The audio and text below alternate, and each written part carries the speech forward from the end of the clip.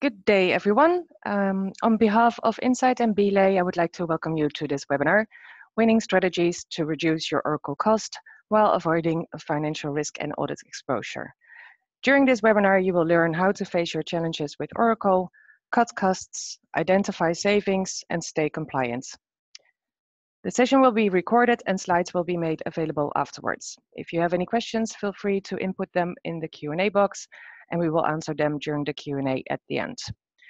Our presenters today are Morten Andersen and Joost Bakker, both executive consultants at Insight, and Richard Spithoven, partner at Blay. Gentlemen, over to you.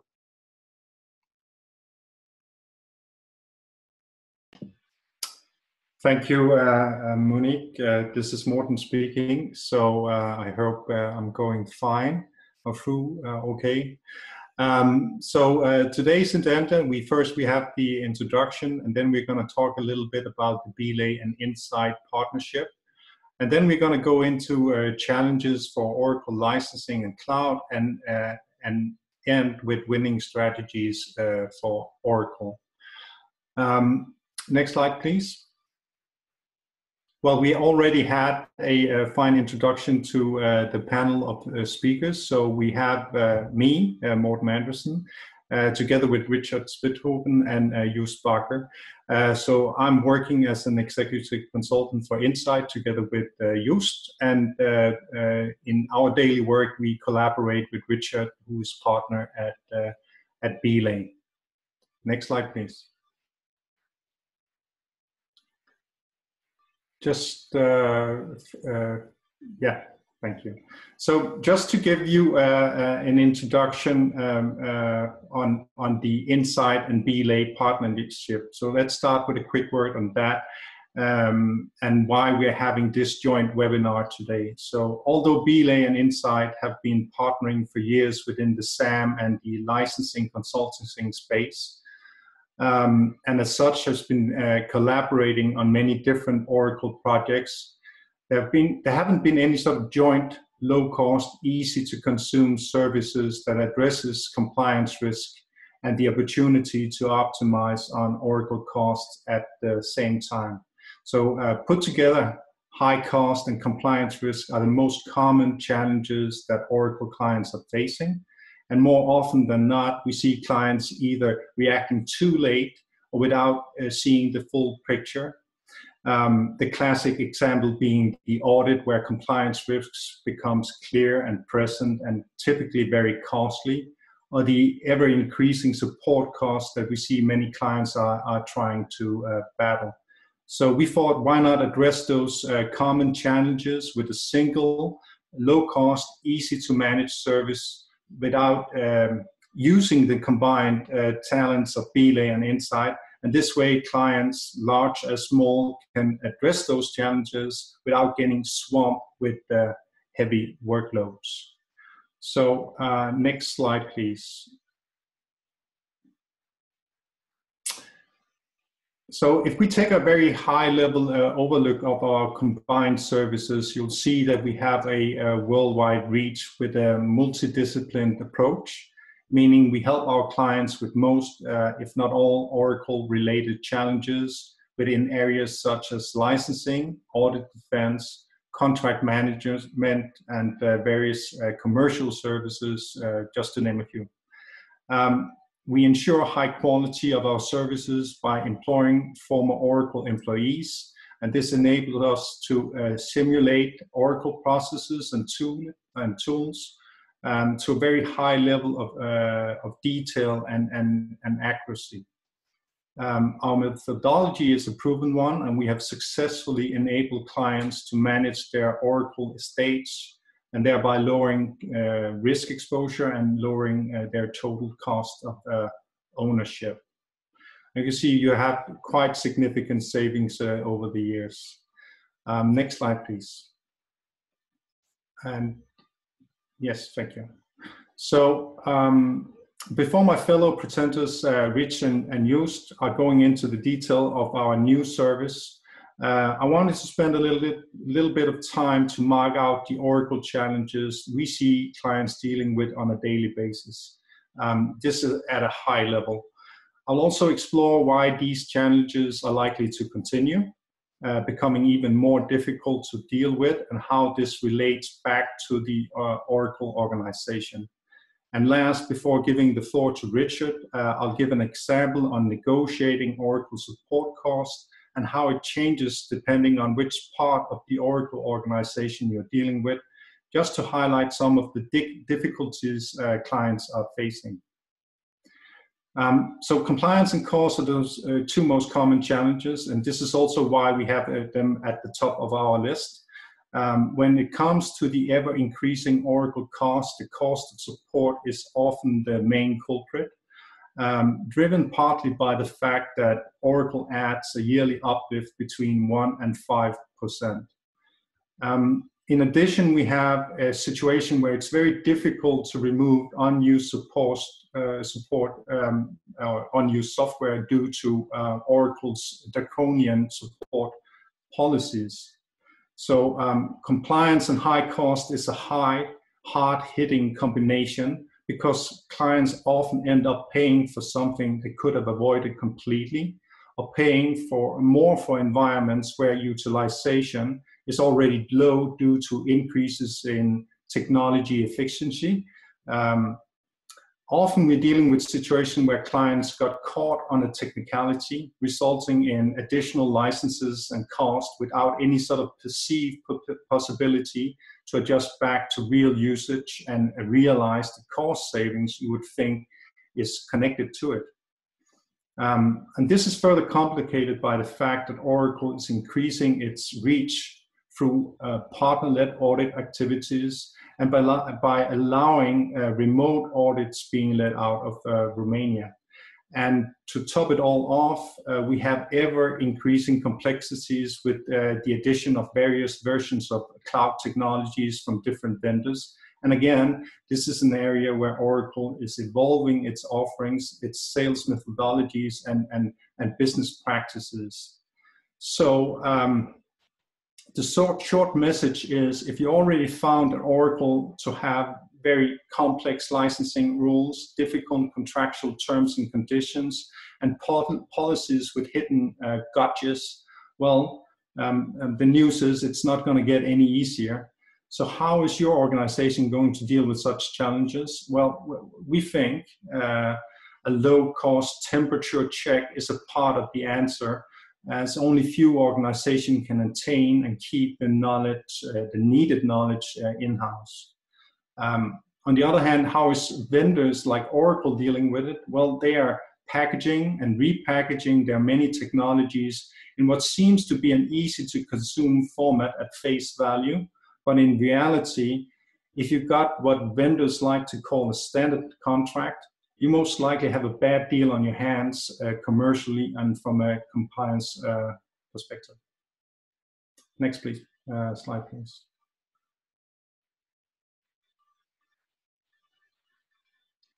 All right, so what is going on in Oracle? How are they reorganizing and changing the business model? What can clients expect coming from Oracle in the future when looking at Oracle's strategy?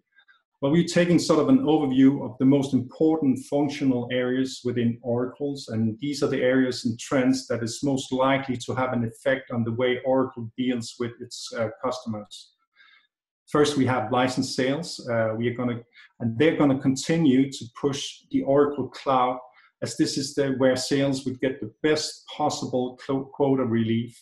And we're talking more than double the commission compared to on-prem deals. Compliance and high discount on on-prem license sales continues to be the main driver, and it's really the only effective sales tool they have, as real cloud sales fails to pick up. We've seen a number of reports confirming this, and we also see this in our daily dealing with clients.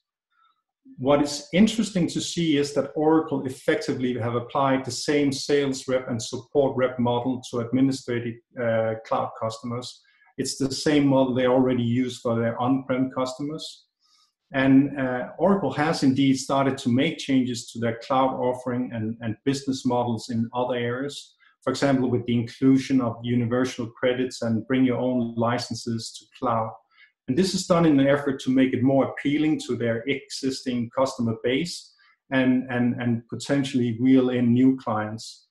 However, the overall business model remains the same, and where there's very little incentives from an Oracle perspective to make changes to any ongoing business. So once you get in, they're going to do their best to keep you there while upping the cost of service, and this is a game that Oracle is very good at. For sales, the transition to cloud is really tough times right now.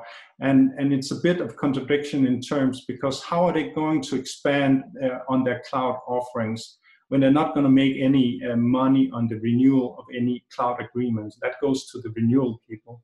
They're not market leader in the cloud. There are many other choices out there. And how are they supposed to get close to their customers to sell new cloud services when they have a repetition of high cost and inflexible business practices from the on-prem world?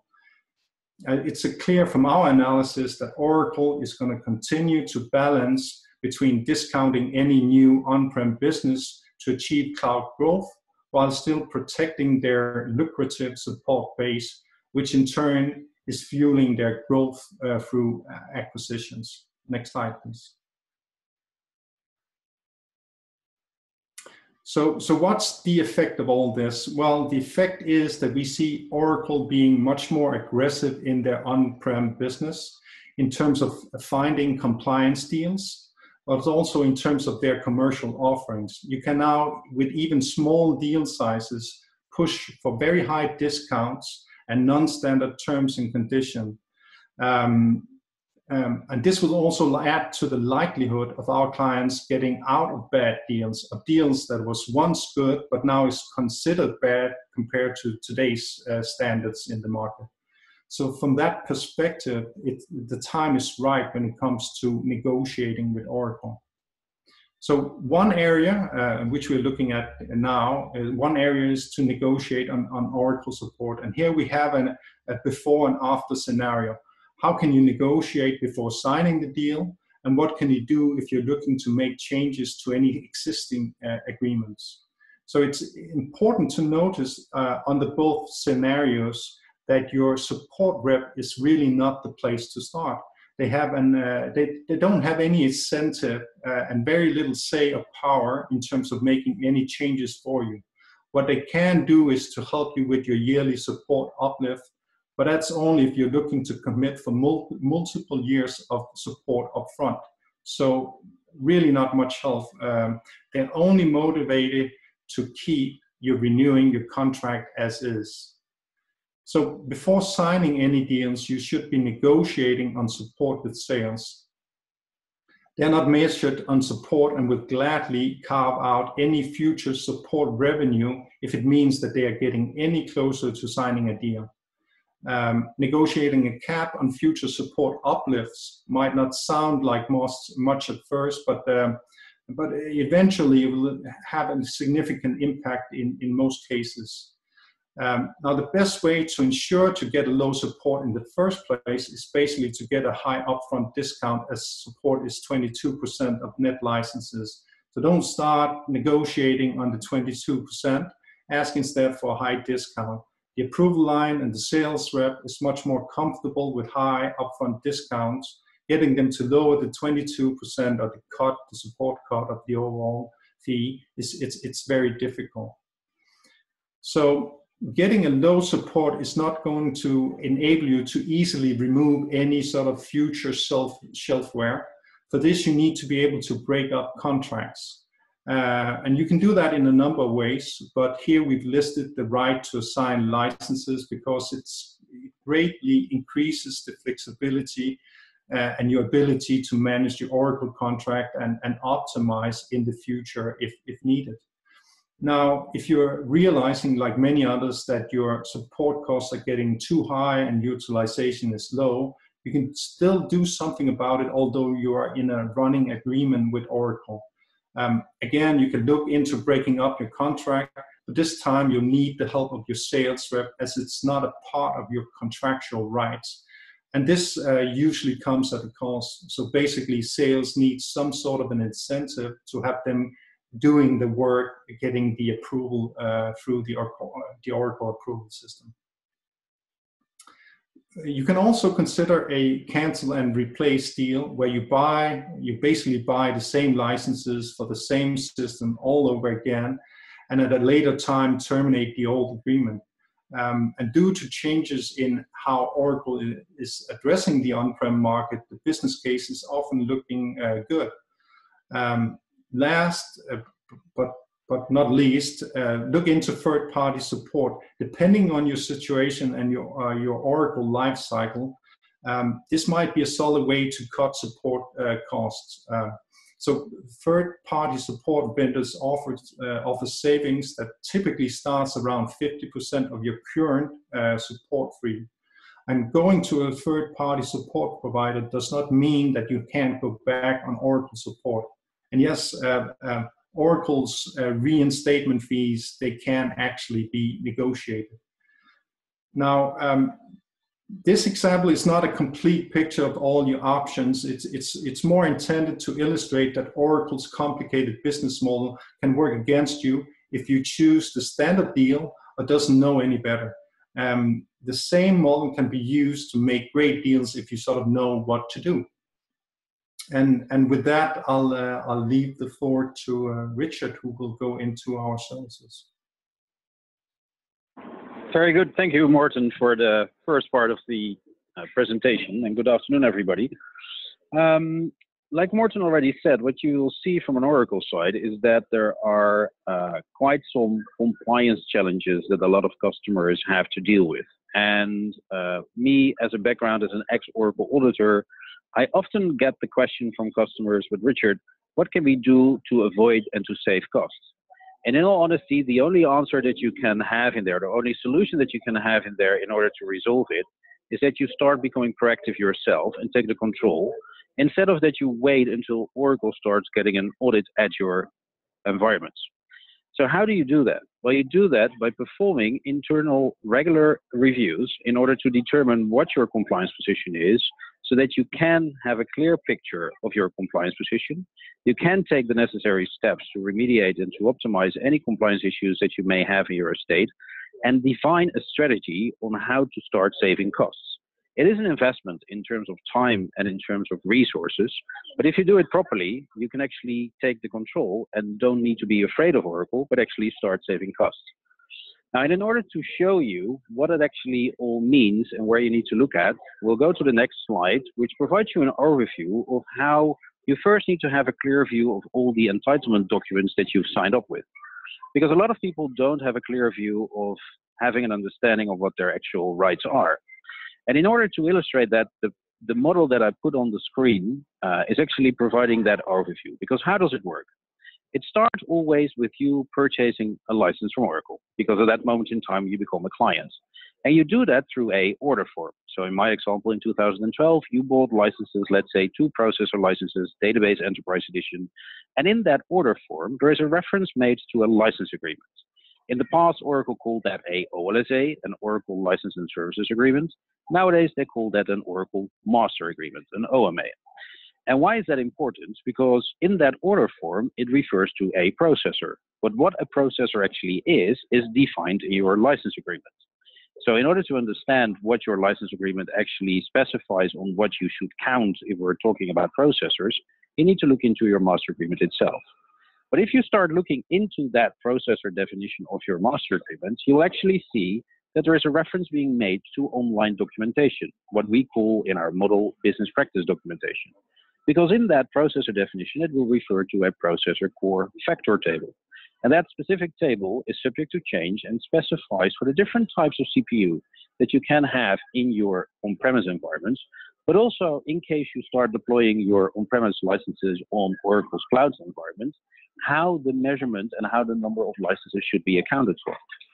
Now, apart from that, the order forms, the license agreements, and all those documents that are published online, like the processor core factor table or the server partitioning table explaining Oracle's view on how to license Oracle in virtualized environments, a lot of people do not realize themselves that the license agreement also says that the program documentation of the specific version of the software that you install is actually becoming part of your agreement. So let's say you bought those licenses in 2012, and at that moment in time, the Oracle Database 11G Release 1 was available. And you continued to pay your support maintenance through a support renewal over time. The moment that in 2017, your technical folks decide to deploy the Oracle Database 12c Release 1, or nowadays Release 2, then actually the program documentation of 12c becomes part of the terms and conditions that you need to manage. Now, the reality is a lot of people don't realize themselves this and do not take the time and effort to go through those hundreds of pages of documentation. But it is important to keep in mind that those terms and conditions are part of your license agreement, because Oracle reserves the right to bundle and rebundle specific products, features, and components from one license to another license. So not knowing your program documentation actually means you do not know what you're entitled to make use of.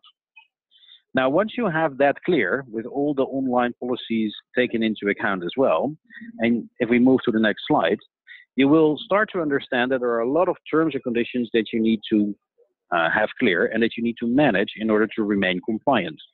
And all those contractual terms and conditions actually specify in 5 different layers what different data elements you need to capture to remain in compliance.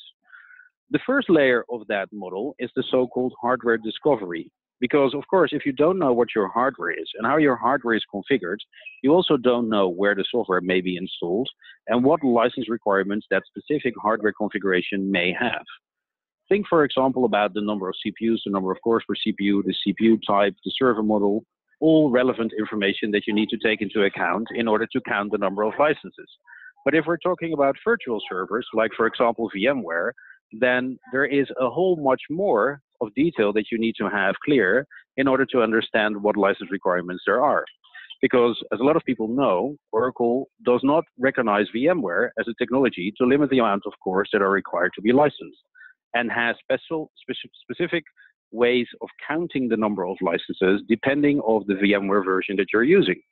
Because VMware vSphere 6 as a standard does require, from an Oracle perspective, you to license all the cores of all the hosts that are part of one and the same vCenter, and even across vCenters if the vSphere version is 6.0 or higher. But also for Sun Solaris zones or IBM LPARs, although those technologies are so-called hard partitioning technologies, the way those virtual servers are configured, like if the LPAR is capped or uncapped, what the entitled capacity is, what the active CPUs in a pool is, the online virtual CPUs, or the PSAT value of your Sun Solaris zones, if they're a part of a global zone or not, all those configuration details from your hardware infrastructure are important to have clear to understand what license requirements you have. And that's where then also, as a result of the fact that a lot of people don't have that clear, are a lot of the compliance issues coming from. Now, if we move to the next slide, and if you have a clear view of the whole hardware discovery, then of course the next step is that you need to understand what software is installed on what specific server.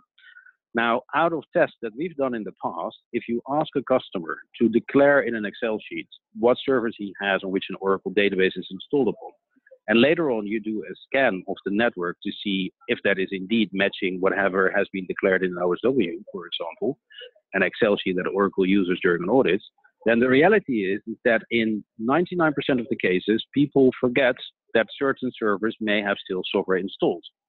And not knowing where the software is installed is a huge risk of non-compliance from an Oracle perspective, because Oracle requires the software to be licensed once it is installed, independent of the fact if it is actually being used.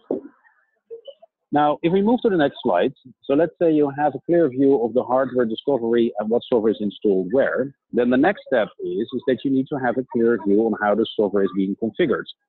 And that is a concept that a lot of people don't really understand. But let me give you an example. If you talk about the Oracle database, and you know you have a server that the Oracle database is installed upon it because you, for example, found an executable installed on that server, then the fact that you found oracle.exe as an executable on a server only tells you that there is an Oracle database installed on that server. But it doesn't tell you if it is Oracle Database Standard Edition or Standard Edition 2 nowadays, or if it's an Enterprise Edition database. But even more important, especially if you talk about the Enterprise Edition databases, what specific options and management packs are being installed on those databases and how they are being used. Because a lot of people may know that a lot of those management options, management and database options are being installed by default, but you only are required to license such option or management pack if you actually really use it yourself. But how do you then make a distinction between if it is an out-of-the-box usage of, for example, partitioning on a database, or if actually your database administrator started to partition a database table and therefore is required to license for partitioning? All kind of questions that a lot of people don't realize themselves that they should have a clear answer on them, and where they typically rely upon a tool, but the tool is never going to provide that insight that you need in order to really have a clear view of what you're actually required to license.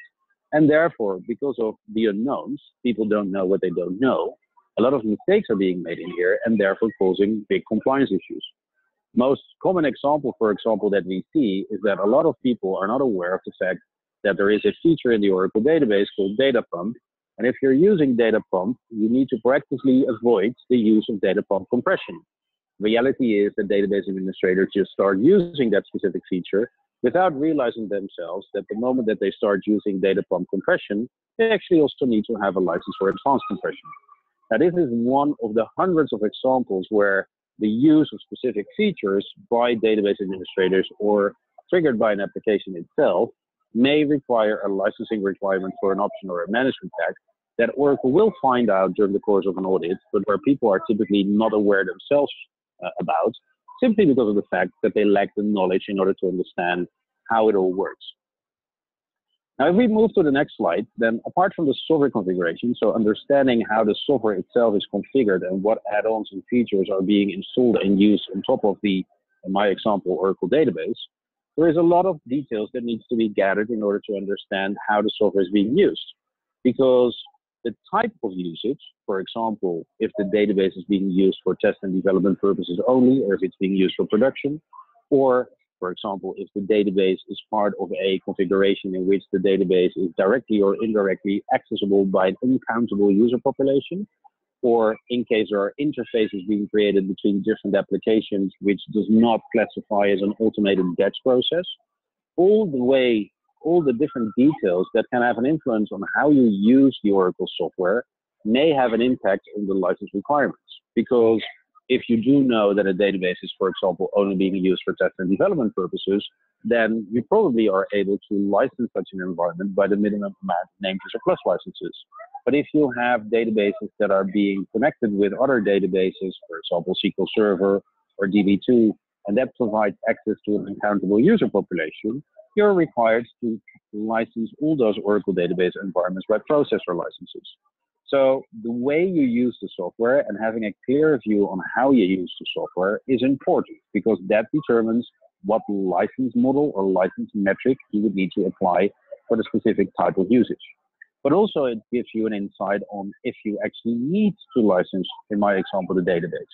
Because there are a lot of applications, like, for example, Oracle Recovery Manager, Oracle's Enterprise Manager, or Oracle applications like Oracle's e-business suite that, under specific conditions, do not require you to license the database separately. So that is an area that definitely should not be underestimated, because that can make a huge difference from a financial perspective.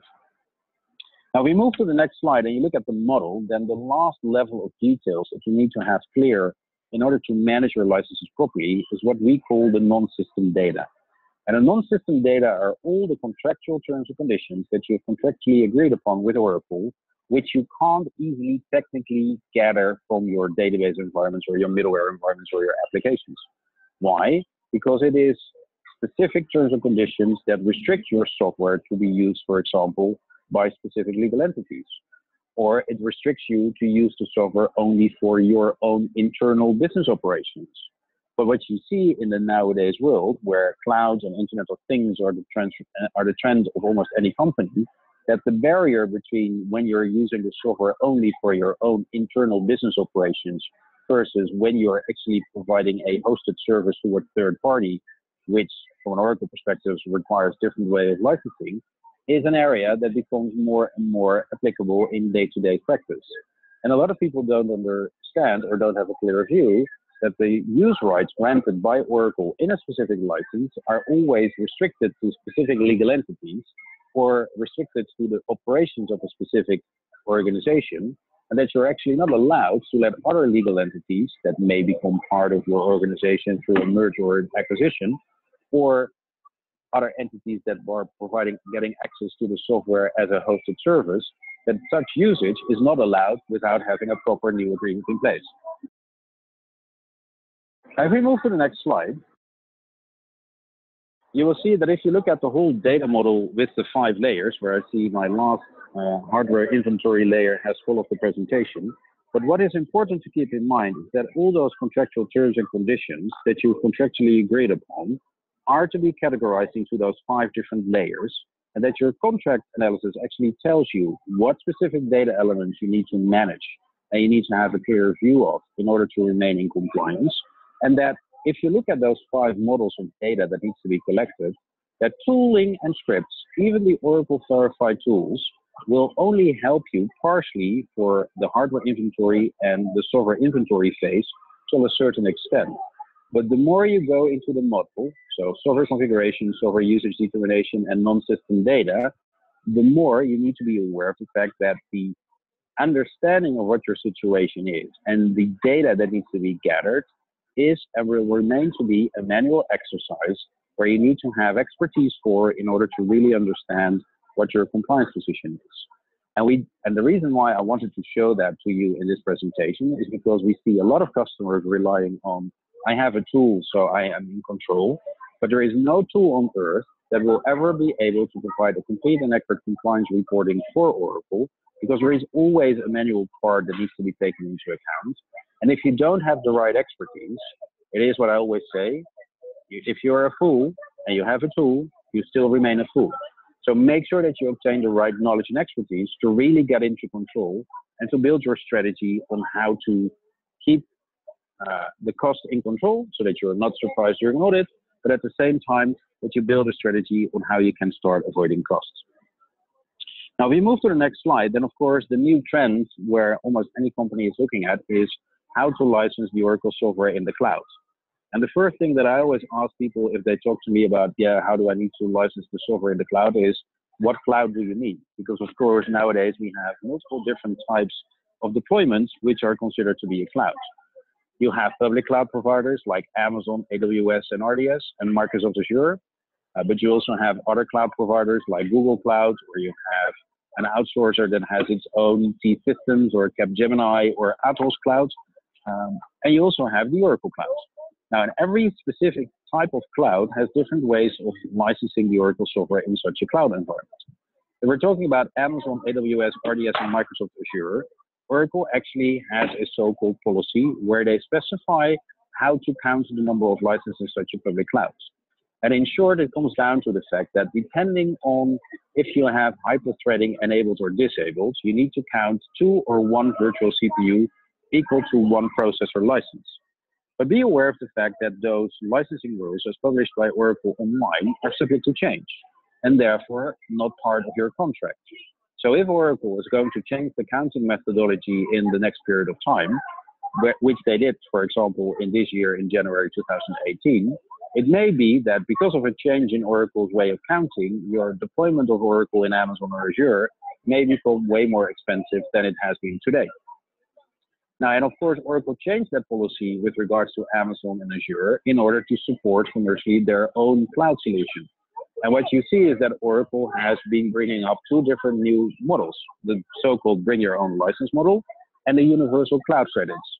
In short, what it comes down to is that with a bring your own license model, you actually continue to pay support maintenance for your on-premise licenses. And if you use those on-premise licenses to start using the Oracle Cloud, you will get a reduced fee to start making use of the Oracle Cloud. So let's say Oracle would, under its normal cloud offering, ask you to pay $1 per hour for an Oracle CPU, an OCPU consumption in their cloud. If you would bring your own licenses, they would give you a discounted rate for, let's say, $20 instead of $1 for the consumption of 1 OCPU per hour of a specific cloud platform.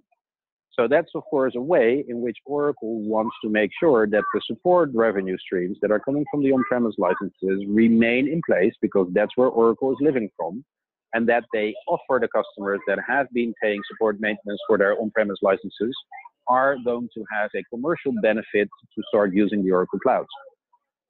In a contrary, Oracle, of course, also announced rather recent, approximately 3-4 months ago, that there is a so-called universal cloud credit model, where you actually commit to an upfront payment of X amount of money, which you can consume over a certain period of time for any of the cloud offerings that Oracle has in its IaaS and PaaS service offerings. And whenever the total amount has been consumed up, or if the term has expired, then you either need to renew your cloud credits or you need to stop using the Oracle Cloud. Now, of course, this is a model which gives on a certain level a large amount of flexibility, because Oracle allows you to change from one cloud service offering to another cloud service offering. But be aware of the fact that Oracle is only doing that, first of all, now to have the competition with Amazon and Azure, and wants to make sure that as many customers are going to start using the Oracle Cloud. Second of all, don't think that if you make an upfront commitment for, let's say, 100K for the next 2 years, and you're not using anything from the Oracle Cloud, that you will get a payment back in return, right? So if you want to make use of it, you better make sure that you size what you're going to use over the next period of time in a very proper manner, to avoid that you're going to spend money on something that you're not going to get any value from. Because the reality is, what we see nowadays is that the majority of the customers spend money on cloud services that they're actually not using. Now, apart from the Amazon AWS, Microsoft Azure, and the Oracle Cloud with the two flavors of bring your own licenses and universal cloud credits, there are, of course, also other cloud providers. And I already mentioned them before. You have the Google Cloud, you have the IBM Cloud, you have the Atos Cloud. In essence, you need to be aware that from an Oracle side, only Azure and Amazon are the two authorized public cloud providers. Any other cloud provider like Google or IBM or any other company you can think of that sells a cloud offering is not a specific way of counting from an Oracle perspective. And therefore, since the majority of those cloud solutions are based upon VMware, Oracle will just require you to license all the physical cores of all the physical hosts that are part of one and the same fee center from a licensing perspective. Now, that gives an overview, I hope, in a very short overview on what all the details and complexities are that you should be taking into account in order to keep control of your software licenses, and how it's moving slowly to the public cloud providers like the Amazons and Azures. To round it up, like I said from the beginning, the only way to have this in control is to perform regular internal license reviews, to have a clear view of your compliance position, and to have a strategy on how you can start cutting costs, like Morten explained in the beginning. And Joost will continue to provide further details on how such a winning strategy for Oracle would look like, and what you can do in order to start building up that strategy as of today. Joost, over to you. Thank you, Richard. So now we will discuss the interesting part of the whole webinar. Of course, this is what it's all about, winning strategies for Oracle, without taking into account, of course, all the items just mentioned by Richard and Morten. So winning strategies. A strategy, in my opinion, is always, first of all, you need to know where you are. So you need to know where you are so that you can determine your goal, and you can also see how to get there in the best and most easiest way. So to know where you are for Oracle, basically you have to do the 5-step approach that Richard just mentioned. So you have to look in your contracts, you have to see what you have deployed. You have to also take into account what is your exposure. Basically that's what you have agreed minus what you have deployed. And then you should have a positive number. That's basically your compliancy. And if that's not compliant, then you have indeed a risk, meaning you have a financial exposure. However, if you don't know what you don't know, like Richard mentioned, if we look at the results of the hardware inventory or software inventory by what our clients are providing, and we do a scan and we see what is being installed, there's always a lot more installed in most cases than the customer even was aware of. And these, in fact, are the biggest risks for having a winning strategy. So if you don't know, you can't manage it, and you might be exposed to a huge risk.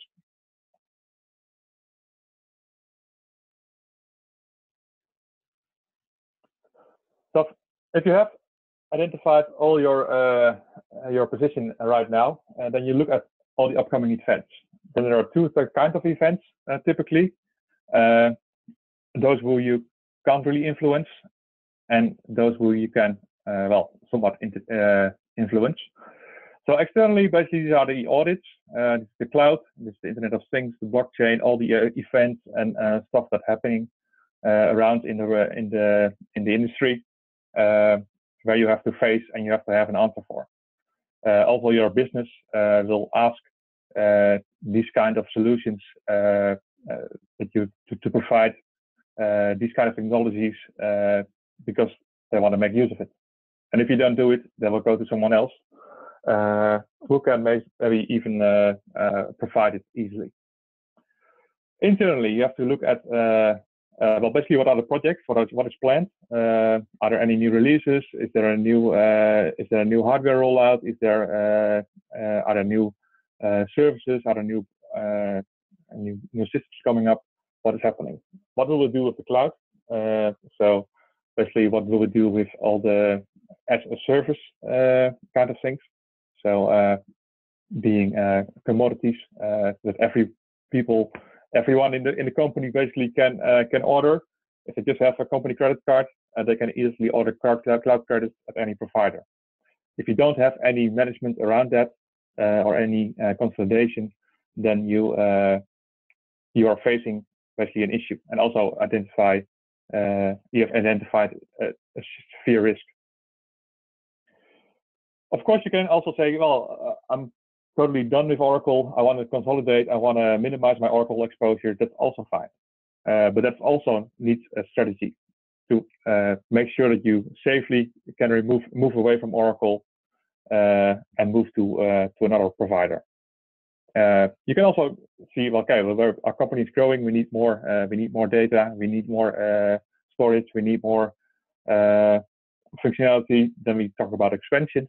You can also talk about upgrades, and of course, the issue that Morten addressed is the whole support, the operational expenses, the OPEX. If you then put all these together into a plan, then we can together make basically a plan 3 to 5 years for the vendor Oracle. And I would advise you to do so because it makes a lot of sense to know where you are and to also know the unknowns. So basically what you should do is set your goals and your objectives, how to come from A to B, plan your journey, and please do it in some easy bits, like a yearly check or something.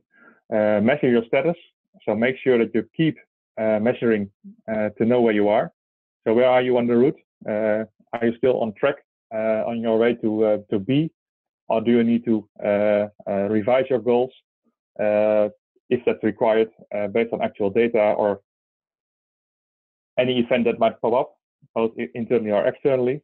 So basically, make sure that you revise your goals on a yearly basis. So make sure that you go into the right direction.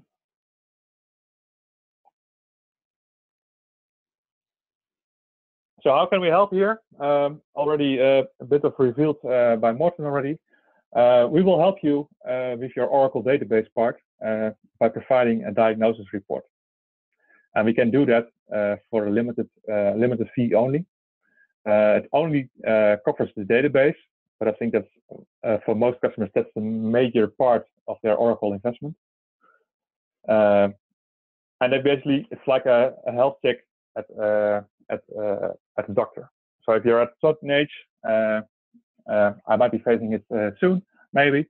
Then you go for like a health check to the doctor, and the doctor will say, okay, we'll have a diagnosis, we'll do some checks, and we'll see how you are, and then we come with a treatment plan. And a treatment plan, basically for Oracle, for the Oracle database, is like, do you only need a plaster, so some bandage? Do you need some medicines, or do you maybe need an injection? Or is it very bad and we need to move you to the intensive care? That can also be done. However, if we can help you with that, we can help you mitigating risks and also help you with the potential savings that we identify during the diagnosis report. And then, of course, we come out strong, and we can, and you're at least compliant. You don't have any risks, and you know where you are, and you know what you're doing. So how do we do this? Basically, we can offer you a diagnosis report for Oracle. It's a database health check. It's based on the database scripts, the same scripts that Oracle is using during an audit. We also look at your latest support renewal to see what you're paying, which products you have, and then also based on the hardware information that you're providing, we can give you a diagnosis report on your Oracle. And the good thing for this part is it doesn't really matter how much of how many databases you're sending. So if you send us 10 database scripts, that's fine. If you're sending us 100, 1,000, 10,000, or even 100,000, we don't even care. The price is the same. It's a limited fee only. It isn't mentioned in the slide, but it's like 7.5K euro, 7,500 euros per engagement, where we can provide you with a diagnosis report within 10 working days, and make sure that we can help you also with your treatment plan. So if you're interested, just feel free to contact me after the webinar, or just drop me an email. My email is here, and we'll provide the slides afterwards. Basically, this was the presentation. So I thank you for attending. If there are any questions, please drop them in the question box, and then we can answer them.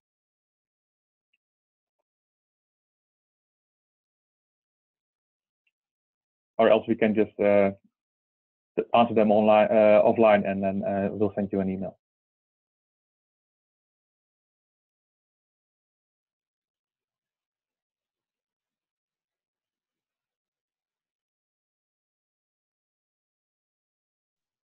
Joost, I see that Franklin has a question, so I'll unmute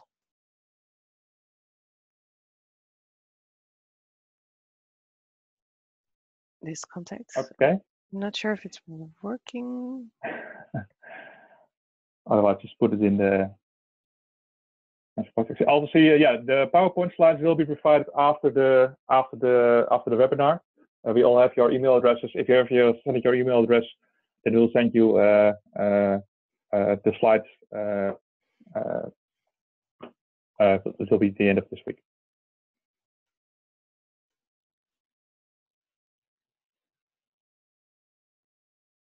Any luck with Franklin unmuting? Hello, Joost. Franklin, hi. Hi. I'm sorry, I don't have any question because it was per accident. I pushed the button. Sorry. Oh, no worry. Okay. No worry. Always nice talking to you. Anyone else has questions?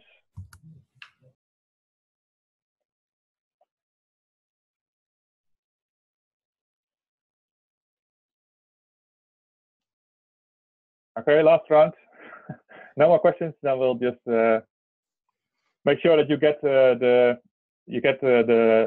slides, and then I think if there are no more questions, then we'll just call it a day. And I thank you very much for attending, and hopefully we'll be in touch.